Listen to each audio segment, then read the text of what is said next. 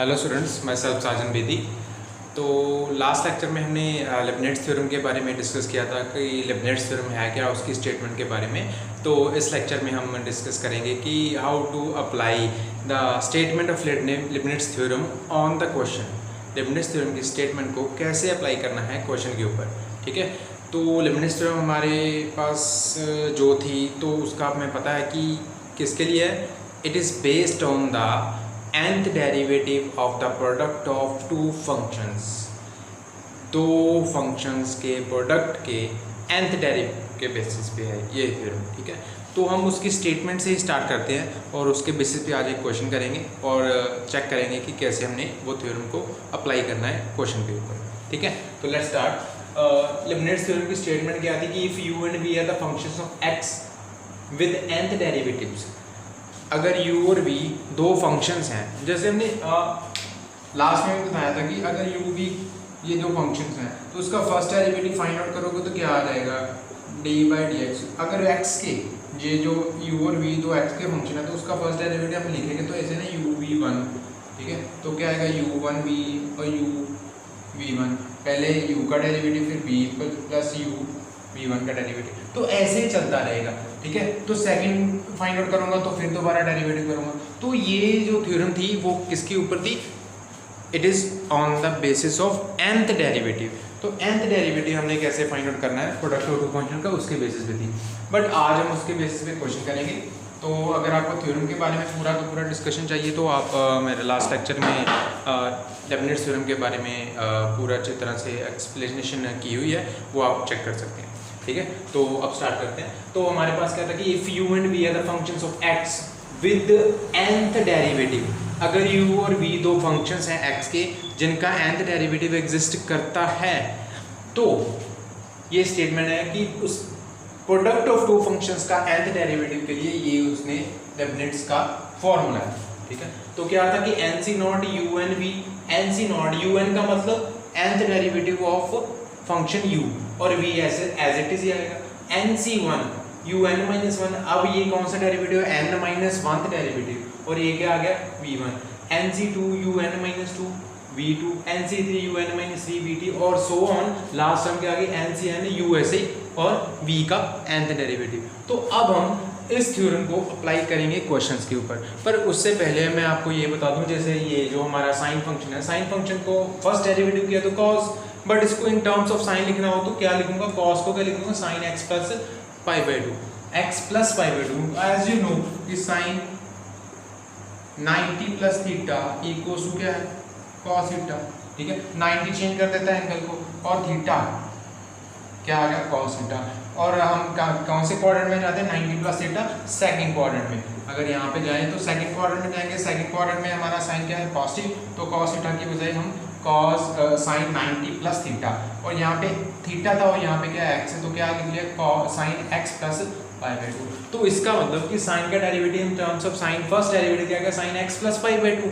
अब second derivative की बात करूँ तो x sin x प्लस 2π/2 लिख दूंगा। जब यहाँ पे π/2 था, एक बार π/2 फिर से ऐड कर दिया तो क्या आ गया 2π/2। थर्ड डेरिवेटिव क्या रहेगा sin x plus 3π/2। Fourth derivative क्या रहेगा sin x प्लस 4π/2।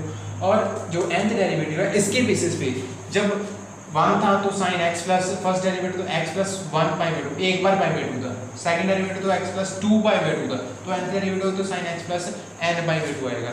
और इस ऐसे ही हमारा cos का फंक्शन है, तो cos के लिए भी ऐसे ही हमारे पास है कि जहाँ पे जब cos का डेरिवेटिव फाइंड आउट करेंगे तो cos का cos x plus π/2, cos x plus 2π/2 और similarly cos x plus n/2।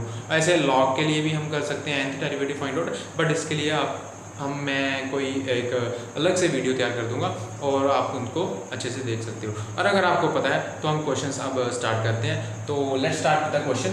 क्या हम हमारा क्वेश्चन स्टार्ट करते हैं, और क्वेश्चन करने से पहले हम ये भी बता दें कि ये क्या है, कॉम्बिनेशंस। तो combinations, how to solve the combinations. तो आपको पता है कि अगर फॉर्मूला क्या है NCR, ठीक है। तो क्या है, factorial of n upon factorial r और factorial of n minus r। तो nc नॉट की वैल्यू मैं डायरेक्ट वैल्यूज पुट करूंगा क्वेश्चन में, तो आप पहले से चेक कर लीजिए ये वैल्यूज। nc नॉट की वैल्यू क्या है, factorial of n factorial of 0 और फैक्टोरियल ऑफ n माइनस 0। तो क्या आ गया हमारे पास, ये क्या आ गया, factorial of n upon factorial of n। Factorial of 0 की वैल्यू क्या होती है 1, तो n और ये क्या आ गया एन सी नॉट की वैल्यू क्या आ गई 1। और सिमिलरली अगर मैं एन सी एन की बात करूँ, लास्ट में जो लिखा है एन सी एन, तो क्या है factorial of N upon factorial of N और factorial of N minus N. तो क्या आ गया फिर से factorial of N upon factorial, क्योंकि एन माइनस एन 0 हो गया, तो फिर से क्या आ गया 1। N C naught and n c n की वैल्यू क्या है, डायरेक्टली हम 1 ही पुट करेंगे। अगर क्वेश्चन करेंगे तो हम ये थ्योरम अप्लाई करेंगे ना, तो थ्योरम अप्लाई करने में हम ये डायरेक्टली 1 ही पुट करेंगे। तो अब मैं बात करता हूँ एन सी 1 की। तो जो ये मैं जब हमारे पास थ्योरम में आएगा कि find the nth derivative the product of two functions, तो हम थ्योरम अप्लाई करेंगे तो हमारे पास N C not, N C 1, N C 2, N सी 3 सबकी वैल्यूज़ हमें पहले से पता होना चाहिए, तो हम डायरेक्टली सॉल्व कर सकते हैं क्वेश्चन थोड़ा सिंप्लिसिटी से। अगर हमें नहीं पता तो फिर हम थोड़ा सा टाइम लगेगा हमें। तो एन सी 1 की वैल्यू क्या है, देखो factorial of n factorial of 1 factorial of N minus 1, तो क्या आ गया factorial of n. Factorial of n को क्या मैं लिख सकता हूँ, जैसे फैक्टोरियल ऑफ 5 है तो इसको लिख सकता हूँ 5 4 फैक्टोरियल ऑफ 3, तो इसके बेसिस पे ये भी लिख लिया फैक्टोरियल ऑफ एन को क्या लिखा n, और बाद में क्या रहेगा n माइनस 1, जैसे 5 4 3 5 4 लिख लिया, और उसके बाद फैक्टोरियल 3 आएगा ना, तो n के बाद क्या आएगा n माइनस 1, तो क्या आ गया n माइनस 1, तो हमारे पास इसकी वैल्यू क्या आ गई, एन सी 1 की वैल्यू क्या आ गई n आ गई। तो ये मैं रख कर रहा हूँ, ठीक है। तो अभी एन सी 2 की वैल्यू क्या आएगी, एन सी 2, तो क्या आएगा factorial of N upon factorial 2 upon factorial of N minus 2, तो क्या आ गया n को क्या लिखूंगा n माइनस 1 n माइनस 2, यही लिख दिया। तो हमारे पास factorial 2 factorial of n minus 2, तो क्या आ गया हमारे पास, this is N C 2 is equals to n minus 1 upon factorial 2, factorial 2 क्या है 2 multiply 1, this is equals to 2, तो ये हमारे पास पहले हो गए n माइनस 1 अपॉन 2। तो सिमिलरली अगर फाइंड आउट करना हो फैक्टोरियल ऑफ एन सी 3, तो एन सी 3 की वैल्यू अगर मैं यहाँ पे लिख दूँ एन सी 3, ठीक है, और यहाँ पे लिखने की बजाय मैं ये रब भी कर देता हूँ, ये रब कर देता हूँ, तो आपको पता चल गया। पॉज कर लीजिए वीडियो और इसको अच्छे से देख लीजिए, और ये साइन की वैल्यू लीजिए, तो साइन का derivative first derivative sign x plus pi by 2, second x plus 2 pi by 2, third derivative x plus 3 pi by 2, और nth derivative x plus n pi by 2। Similarly cos का भी ऐसे ही होगा, ठीक है। तो एन सी 3 की वैल्यू बोल रहा था मैं, तो एन सी 3 की वैल्यू क्या है, n C 3 equals to factorial of n factorial of 3 और फैक्टोरियल ऑफ n माइनस 3, तो क्या रहेगा n माइनस 1 n माइनस 2 और फैक्टोरियल ऑफ n माइनस 3, हम इसको एक्सपेंड करके ऐसे लिखेंगे ना फैक्टोरियल को, फैक्टोरियल n को, तो क्या आएगा फैक्टोरियल ऑफ 3 n माइनस 3, तो n माइनस 3 से n माइनस 3 कैंसिल हो गया, n माइनस 1 n माइनस 2, तो फैक्टोरियल 3 की वैल्यू 3 2 फैक्टोरियल 3 क्या है 3 मल्टीप्लाई 2 मल्टीप्लाई 1, तो क्या आ गया 6, तो हमारे पास ये डायरेक्ट वैल्यू हो गया एन सी 3 की। तो ये आप पॉज करके वीडियो नोट कर लीजिए, तो हम क्वेश्चन में डायरेक्ट वैल्यूज अप्लाई करेंगे ऐसे।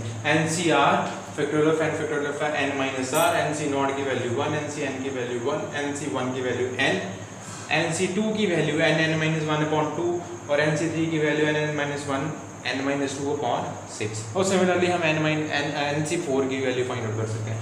सो आप पॉज कर लीजिए वीडियो और इसको चेक कर लीजिए अच्छे से, ठीक है। तो अभी हम क्वेश्चन स्टार्ट करेंगे, तो मैं स्टेटमेंट यहाँ पे लिख के लेने दूंगा, ठीक है। तो क्वेश्चन के लिए एक क्वेश्चन राइट करते हैं हम स्टार्ट करने में। क्या लिखा हुआ कि find nth derivative of x cube sine x, इसका nth डेरिवेटिव फाइंड आउट करना है, x क्यूब साइन x। अब दो फंक्शन है x क्यूब साइन x, दोनों फंक्शन है, एक को u मानेंगे एक को v मानेंगे। तो अभी हम स्टार्ट करते हैं, तो बाय लेबनिट्ज़ थ्योरम ही अप्लाई करेंगे, तो nth डेरिवेटिव के लिए हमारे पास लेबनिट्ज़ थ्योरम ही है। तो क्या करेंगे, let y is equals to x cube sine x, तो ये हमने लेट कर दिया। अब ये एक कंडीशन आती है, अब ये प्रॉब्लम आती है कई बच्चों को कि लेट करना होता है कि u कौन सा और v कौन सा है, ठीक है, u कौन सा है v कौन सा।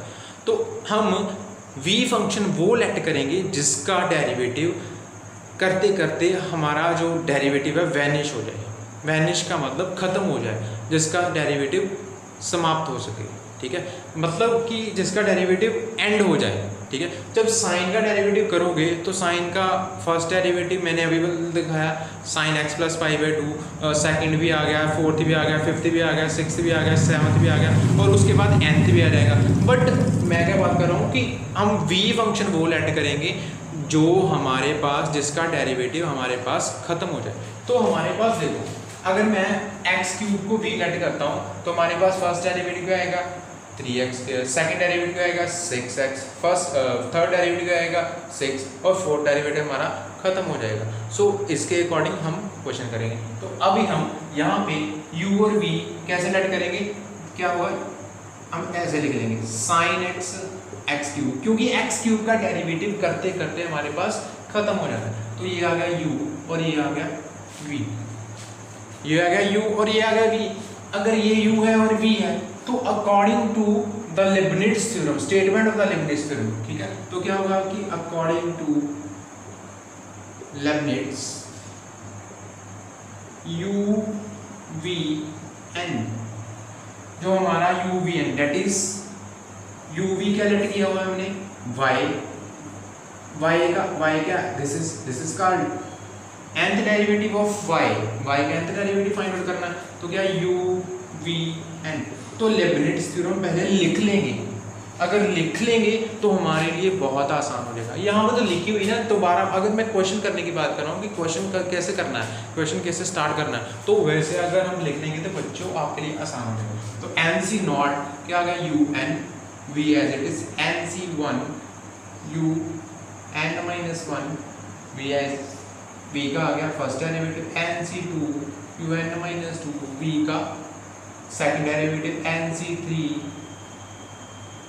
u n माइनस 3 v का थर्ड डेरिवेटिव, सो ऑन चलते चलते हमारे पास क्या आएगा ncn u v n, v का क्या आ गया nth डेरिवेटिव। यही स्टेटमेंट लिखी है। अब इस स्टेटमेंट के अकॉर्डिंग मुझे जो हमारा u फंक्शन है, ये u का क्या चाहिए nth derivative, n minus 1 derivative, n minus 2 derivative, n minus 3 derivative, मुझे u के ये डेरिवेटिव चाहिए और v के भी डेरिवेटिव चाहिए। v पहले तो फर्स्ट टर्म में, इस टर्म में v एज इट इज ही आएगा, v1 इस टर्म में फर्स्ट डेरिवेटिव आएगा, v1 का मतलब फर्स्ट डेरिवेटिव, v2 का मतलब सेकंड डेरिवेटिव, v3 का मतलब थर्ड, v4 का मतलब फोर्थ डेरिवेटिव। तो अभी मैं पहले डेरिवेटिव्स लिख लूँगा, ठीक है। जब मैं डेरिवेटिव्स लिख लूँगा तो इसको इक्वेशन नंबर 1 कंसीडर कर लेता हूँ, चलो ठीक है। तो डेरिवेटिव्स लिखने के अकॉर्डिंग तो हमारे पास क्या है, देखो u क्या है हमारे पास sin x। तो मैंने बताया कि आपको कि जो हम जब डेरिवेटिव्स लिखेंगे तो हमें sin x के सारे डेरिवेटिव चाहिए, क्योंकि u क्या है, u हमारा ये फंक्शन है, तो u में हमारे पास nth डेरिवेटिव भी चाहिए, n माइनस 1 भी चाहिए, n माइनस 2 भी चाहिए, n माइनस 3 भी चाहिए, ठीक है। तो अगर मैं लिखूँ u1 sin x प्लस π/2, यही लिखा था ना हमने, आप अगर स्टार्टिंग से चेक कर सकते हो वीडियो, तो u2 क्या आएगा sin x प्लस 2π/2। अगर ये आ रहा है तो देखो जो हमारा un माइनस 3, हमें un माइनस 3 की बात करता हूँ, तो क्या आएगा sin x plus n minus 3π/2, ठीक है। un माइनस 2 क्या आएगा, चेक करते जाओ, un माइनस 2 क्या आएगा sin x plus n minus 4π/2, ठीक है। तो ये तो मैं डेरिवेटिव्स लिख रहा हूँ, बट अगर और आसान करना है क्वेश्चन, अगर और आसान करना है तो हम देखो, मैंने क्या कहा कि हम v फंक्शन वो लेट करके मैं ये रख कर रहा हूँ, चेक कर देते हैं, चलो ठीक है, ये मैं रख कर रहा हूँ, ठीक है। v फंक्शन कौन सा है, x क्यूब है, तो पहले तो v हमने क्यों लेट किया, ये v लेट किया क्योंकि इसका डेरिवेटिव खत्म हो जाता है। तो v, अगर मैं v का ही पहले डेरिवेटिव लिखूं तो हमें थोड़ा सा अंदाजा हो जाएगा कि हम u के कितने डेरिवेटिव चाहिए हमारे पास। तो v1 first derivative 3x², v2 6x आ गया, v3 6 आ गया और v4 कितना आ गया 0। तो इसका मतलब v4 जब फोर्थ डेरिवेटिव आएगा तो तब हमारे पास v4 0 आ रहा है। तो हमारा मतलब, कहने का मतलब क्या है कि जब v4 0 आ रहा है तो हमारे पास 4 यहाँ से v3 की आगे टर्म्स ही नहीं होंगी, इसके आगे हमारे पास टर्म्स ही एग्जिस्ट नहीं करेंगे। क्यों, क्योंकि v4 के आगे 0, तो v5 भी 0, v6 भी 0, v7 भी 0, तो हमारे पास v का nth डेरिवेटिव 0 ही आएगा। तो हमारे पास v3 के आगे टर्म्स ही नहीं जाएंगे। तो v3 के आगे अगर टर्म्स नहीं जाते तो un-3 तक ही चाहिए। तो मैं उसी के हिसाब से देखो, तो साइन u था हमारा sin x, ठीक है, तो u1 क्या आ गया sin x प्लस π/2, ठीक है। तो u2 क्या आ गया साइन x प्लस 2π/2। तो इसके अकॉर्डिंग हमारे पास un-3 सेकेंड था तो 2π/2, तो n-3 था तो x प्लस n-3 π/2। un-2 क्या आ गया साइन x प्लस n-2 π/2। चलो चलते चलते n-1 क्या आ गया साइन x प्लस n-1 π/2 और un sine x plus n π/2। तो ये हमारे पास साइन के डेरिवेटिव, हमारा u फंक्शन के डेरिवेटिव आ गए। तो हमें चाहिए un-1 un-2 un-3, ये तो ज़रूरत ही नहीं पड़ी। क्यों? क्योंकि हमारे पास v4 तक की टर्म जाएंगी। तो हमारी इक्वेशन नंबर 1 जो है वो क्या बन जाएगी? अगर मैं ये यहाँ से मैं रब कर रहा हूँ अभी, तो इसको लिखूंगा।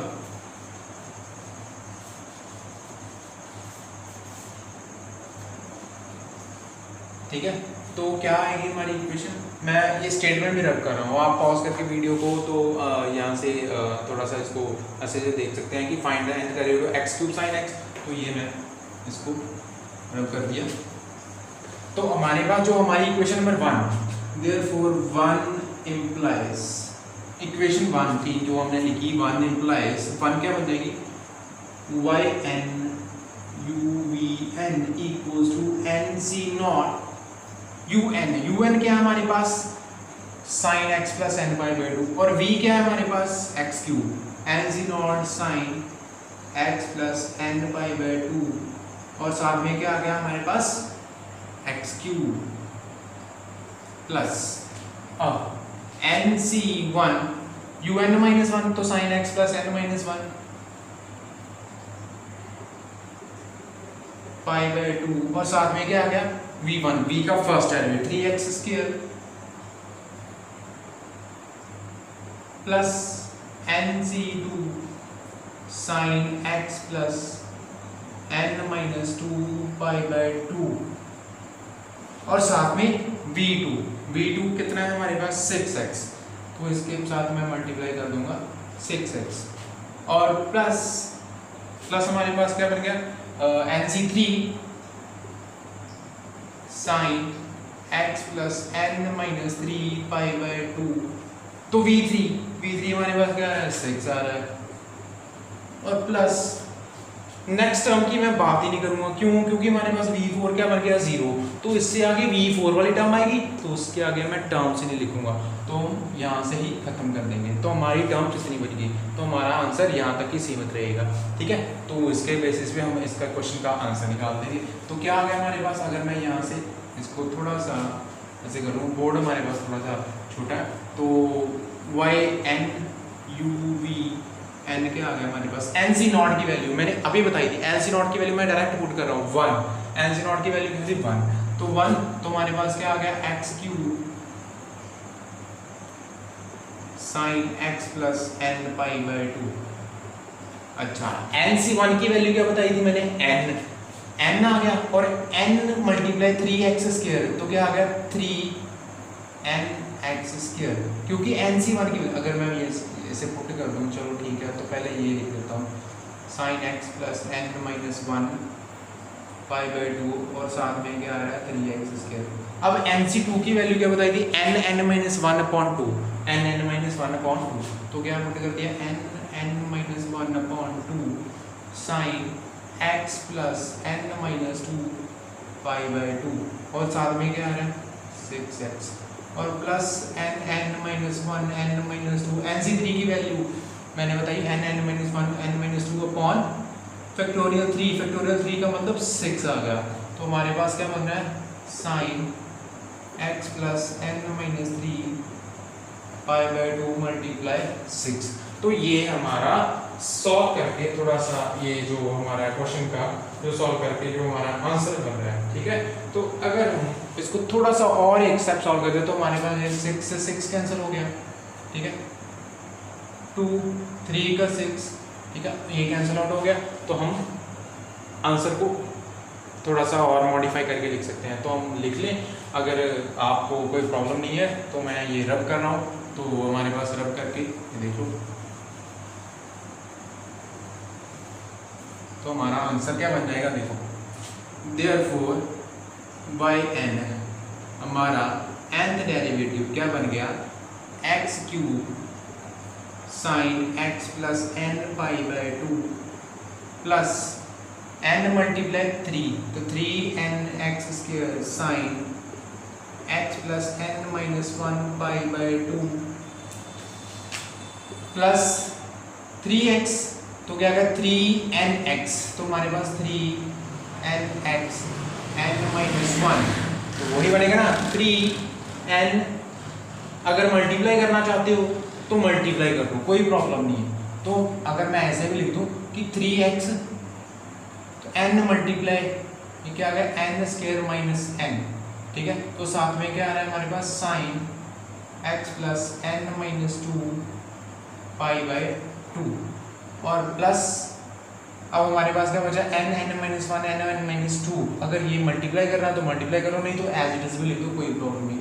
n minus 1 n minus 2 upon तो कुछ नहीं बचा हमारे पास, तो यही हमारे पास हो गया कि sine x plus n minus 3 pi by 2। तो this is required answer of the given question. Question था कि y is equals to x cube sine x का हमारे पास क्या हमने क्या फाइंड आउट करना था, nth derivative, but according to the Leibniz theorem तो हम ये उसके अकॉर्डिंग कर रहे हैं, ठीक है। तो ये क्वेश्चन था कि जहाँ पे u और v हम सेलेक्ट करते हैं, ठीक है। तो कुछ क्वेश्चन ऐसे भी हो सकते हैं, जैसे ये यहाँ पे तो देखो v मैंने ये लेट कर लिया था, तो इसको कैसे लिख लिया था कि मैंने ये से लिख लिया था कि साइन एक्स और एक्स क्यूब, और ये था v और ये था u और ये था v।